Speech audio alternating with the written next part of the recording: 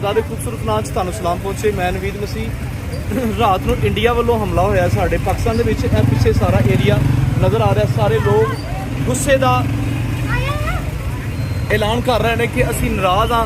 बच्चे सुत्ते हुए सन, लेडीज़ सुत्तियां हुई सन। यह मस्जिद इबादत खाना है तो इहदे विच इंडिया ने बुज़दिलाना हमला किया, लेकिन साडी पाक फौज जिंदाबाद जिन्हां ने जवाबी हमला किया है। तो असी शुक्रगुजार हाँ अपनी आला हुकूमत दे, अपने फौज दे। लेकिन इस सारी लड़ाई दे विच कुछ नहीं पिया। असी चाहांगे जरूर ही सुलह की जाए, इस प्रॉब्लम नूं इत्थे ही रोक दिता जाए। जंग विच कुछ नहीं पिया, यह देख सकते हो। लेकिन ये याद रखो कि अगर तुसी इंज हमला करोगे तो साडी पाक फौज भी सुत्ती नहीं। लेकिन असी ये नहीं चाहते कि असी आपस एक दूसरे नाल लड़ीए।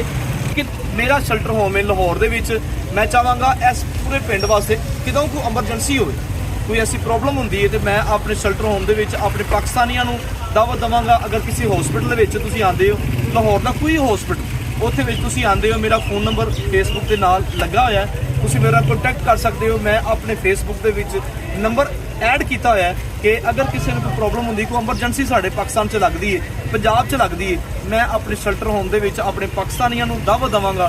जरूर ही मेरे को आके स्टे कर सकते हैं।